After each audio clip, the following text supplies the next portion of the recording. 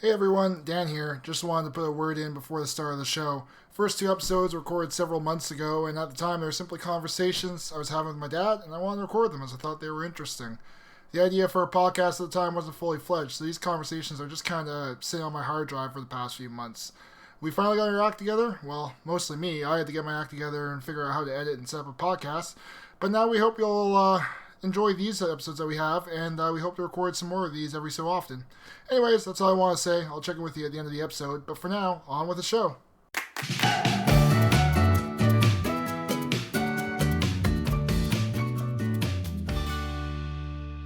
All right.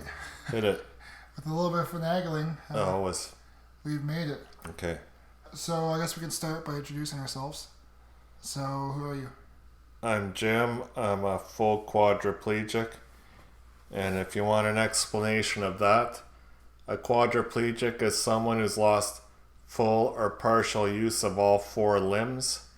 And a lot of quadriplegics you'll mistake for paraplegics because they'll have some use of their arms, enough so they can even push themselves around in a wheelchair. Really, the only way you would really notice is that their hands don't look quite right and their arms don't move quite enough. I don't have any useful movement in my arms and legs at all, and I don't have any feeling below my armpits, so I'm one would call a full quadriplegic. So what just happened there a second ago when your voice tightened up a little bit? Oh yeah, so I have these spasms. I don't have any control of my body at all, so occasionally I'll spasm. And part of problems for me with spasms is it knocks the wind out of my lungs, so I have to work through it. So if it sounds like you're working hard, it's because you are. Yeah. So what's your level of injury? So your vertebrae has 30, your spine has 30 vertebrae, and my level is C4, so I'm cervical vertebrae 4, so I've essentially lost the use of 26 of my 30 vertebrae. And what does that mean in terms of actual movement? Technically, I'm not supposed to have any at all.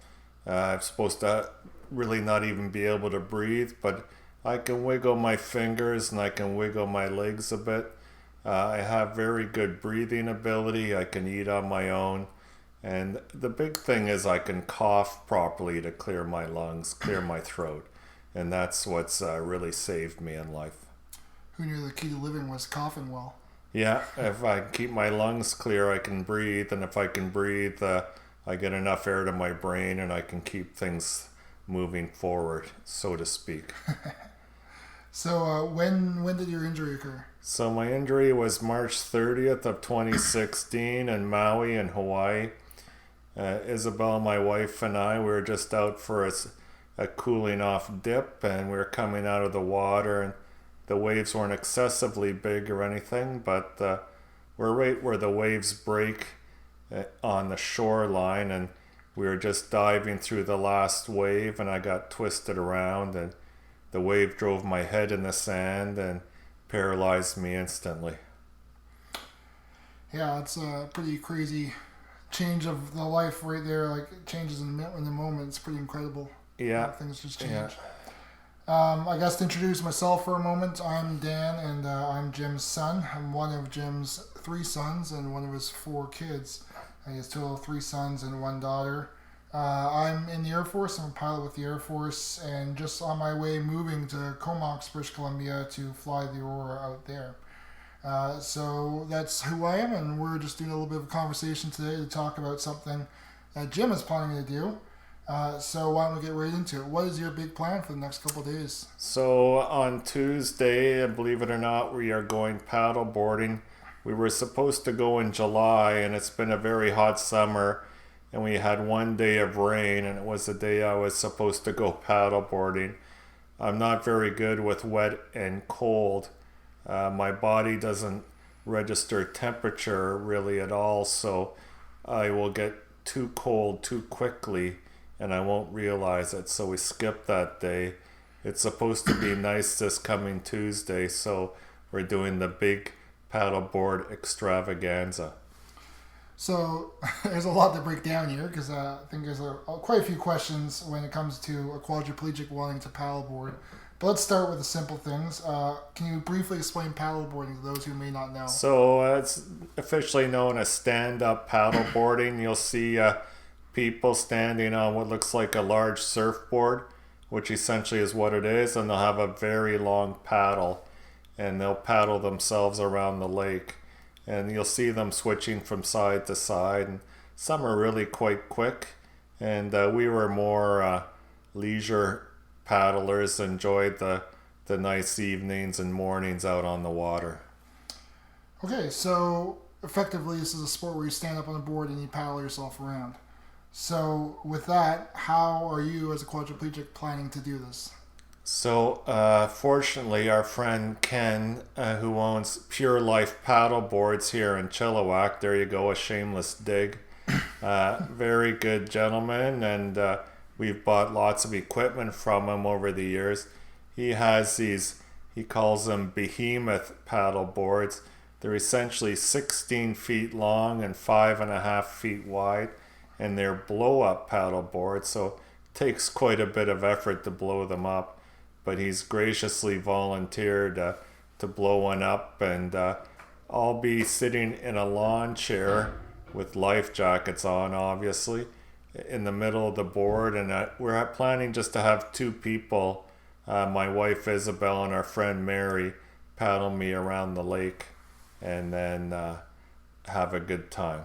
So, the hope is to have this massive, massive board so that you're stable enough that you can just sit on it and go paddling. Exactly. They've put 6 or 8 people on it without any issues.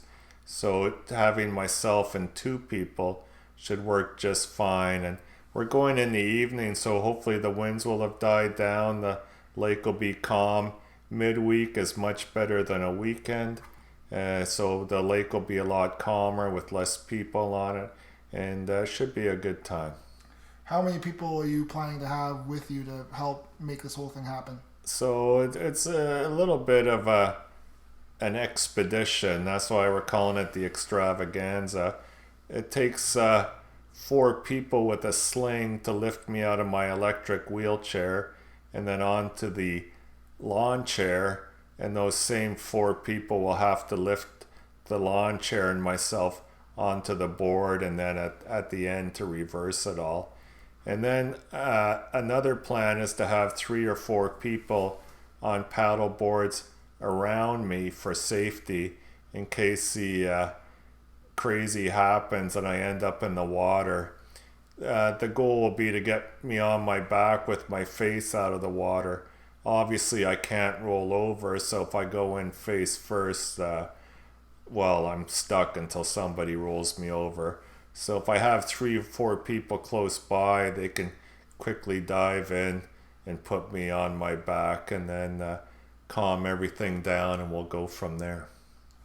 So you just kind of addressed the next part I was going to bring up, but why is it that you feel you need to do this? This seems like, I don't know, an almost unnecessary risk to begin with, and then not to mention that, like as you mentioned at the beginning, that your accident was involved in water, and that you technically drowned when you had your accident and were revived afterward. Like, doesn't this terrify you? This idea of possibly falling in again as a quadriplegic? Yeah, someone who drowned and was revived. They say only 4% of people who have CPR done on them in a non-hospital environment survive. So already, technically, I'm not supposed to be here. But I've been in the pool a few times now and have sort of gotten over the fear of being back in the water. I think with the proper planning, the risk is really low. I think the chances of me going in the water are very low, but you plan for the worst scenario. It's part of being an airline pilot.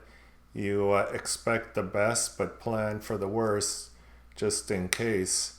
So part of it is Isabel and I did a lot of paddle boarding in the years before my injury, and Isabel still goes out, and I have the opportunity to try it once, so why not? And the other thing is, Rick Hansen has a great video of him on a paddleboard, so if he can do it, why not me, right? So fair enough. So you've you've already been in the pool several times, so you've already kind of been over that fear of getting back in the water. But that doesn't really quite address the question of why. Like, why do you feel the need to go and do this thing? Why not just stay on land and do other things? Well, I gotta live, and why not? I mean, I can't spend the life in my wheelchair. I can't hike up mountains anymore, and I can't ride a bike, so I might as well do fun things that I can. And everybody really willing to help and allow me to get out and do this, so I'm really looking forward to it. So, what do other people say when you tell them as a quadriplegic you want to go paddleboarding? Do they react with shock and awe, and they're really supportive and think it's an incredible idea, or like me, do they have a whole bunch of questions about why on earth you might want to do this? Not really. They're all supportive, and they go, "Sure, that sounds great. Why not?" They know I'm trying to live a life, and although I have a lot of limitations, people are willing to help and try to make this work. So why not? So it's just me with the questions then. No, people, want to know how the safety part's going to work, and am I nervous? And I'm a little bit nervous, but again, you plan for the worst and hope for the best, and you make it happen. Fair enough, I guess. Do you have any other grand plans of things you might want to do other than paddleboarding? Yeah, not really right now. We're hoping to do a trip next week to Oregon for the solar eclipse, and that'll be our first long road trip, so we'll see how that works out. And we've done a lot of flying about and visiting here and there, so that's all really good too. So yeah, we keep busy and been to shows and stuff, hockey games, so no big grand plans, but we'll keep you posted. Right, as a quadriplegic, you've already done a fair bit of traveling, considering like you've only been a quad for about 17 months now, but you've already, you've done an incredible amount for I think any quadriplegic, and the fact that you're here just over almost a year and a half later, and you've already been on airplanes, traveled across the country numerous times, and have continued plans to do so. It seems like you're not taking the sitting down, pun intended. Sitting down, yeah. I have no choice but take it sitting down. No, again, I have to try to live a life. If I could roll up into a ball and die some days, I'd like to do that, but I can't roll into a ball, so that solves that problem. So just keep on going living then. So you can either get on with living or get on with dying, so as Red says in The Shawshank Redemption, there's my movie quote. And yeah, so just keep moving forward, and most days try to not just endure but prevail. All right, so to bring it back, you're planning to do this in a couple days' time, right? You're in Tuesday, you said, so that's a couple days from today. Hopefully things will all work out. Hopefully the weather cooperates for you and everybody's able to make it out for you.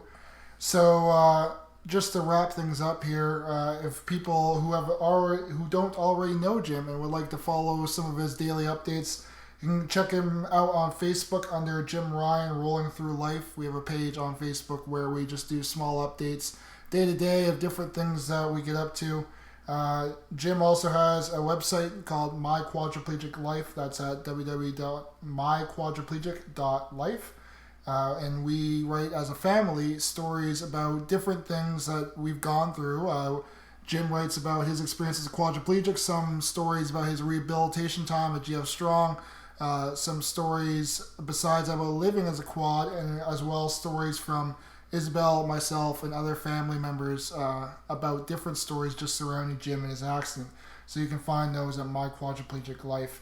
Finally, you've done a little bit of public speaking, right? You've done just a few engagements here and there. Yeah, about half a dozen, and I have a few more planned for the fall, so hopefully that will all come together well. And I'm trying to do more. We're putting together a little pamphlet for people to see if they want to book in and listen to me speak. I also have a YouTube page set up, and we're trying to expand that under Jim Ryan Rolling Through Life. So hopefully that will start to grow a bit as well. and just so people can see what my talks are like, and to see a little bit more about myself and my life. All right, so hopefully we'll find a way to include links for all those different things somewhere in this, either on the website or wherever we decide to post this. We'll provide some links so you can hopefully find them. And hopefully we'll get to do a few more of these conversations. Hopefully we'll get to do one shortly after Tuesday when you get to do your paddleboarding. And we'll get to talk about how all that went. So until then, I guess, we'll talk to you later. Thanks for listening.